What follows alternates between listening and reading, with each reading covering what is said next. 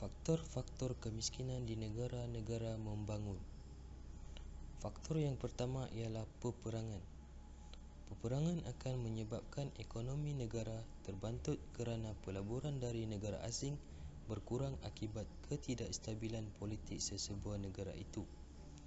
Peperangan juga akan menggunakan perbelanjaan yang besar untuk membekalkan bekalan makanan dan senjata api kepada angkatan tentera. Selain itu, kemusnahan selepas peperangan mengakibatkan keselamatan negara tergugat. Penduduk tidak berani membuka perniagaan di bandar menyebabkan terputusnya sumber makanan dan berkurangnya jumlah pendapatan. Keadaan ini menyebabkan penduduk di negara yang sedang berperang menjadi lebih miskin. Faktor yang kedua ialah bencana alam. Bencana alam seperti banjir, tsunami, kemarau, tanah runtuh dan lain-lain akan membawa kemusnahan tempat tinggal, harta benda dan kekurangan sumber makanan.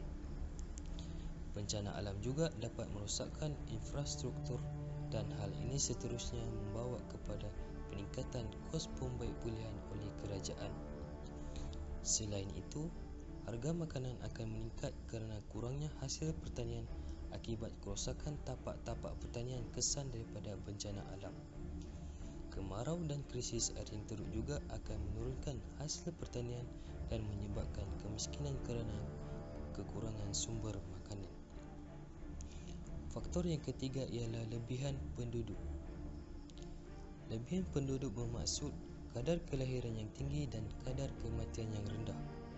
Keadaan ini adalah disebabkan oleh kemudahan kesihatan, sistem peralatan dan juga perubatan yang moden. Keadaan ini menyebabkan kadar kematian sesebuah negara menurun kerana pelbagai penyakit dapat diubati. Selain itu, faktor ini juga didorong oleh kurangnya keberkesanan atau kegagalan dalam program perancangan keluarga bagi mengurangkan kadar kehamilan. Keadaan ini disebabkan oleh faktor pemikiran dan taraf pendidikan yang rendah dan sekaligus menyumbang kepada peningkatan kadar kemiskinan di dalam sesebuah negara.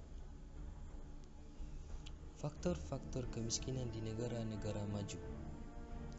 Faktor yang pertama ialah pengangguran. Pengangguran di negara-negara maju tidaklah seteruk seperti mana yang berlaku di negara-negara membangun. Kadar statistik menunjukkan bahawa pengangguran di negara-negara maju lebih rendah daripada negara-negara membangun. Pengangguran yang berlaku di dalam sesebuah negara akan menimbulkan kesan kepada ekonomi negara.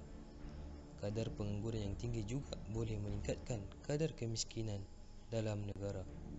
Faktor peluang pekerjaan menjadi punca utama kepada berlakunya pengangguran di negara-negara membangun dan negara-negara maju.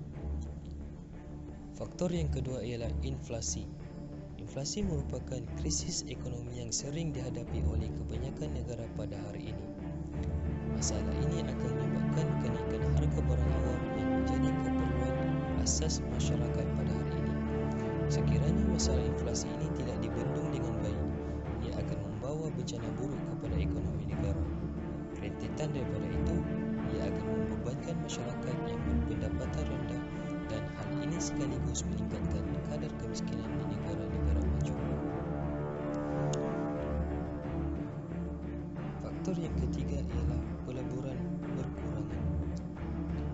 Kos pembiayaan yang tinggi di negara-negara maju memaksa sebahagian pengusaha-pengusaha syarikat berpindah ke negara-negara yang membangun untuk mengurangkan kos pembiayaan. Sistem kapitalis yang mementingkan keuntungan semata-mata memburukkan lagi keadaan ini.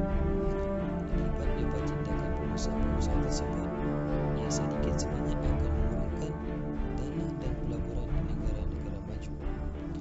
Rentetan daripada itu, ramai pekerja terpaksa dihentikan dan ini sekaligus meningkatkan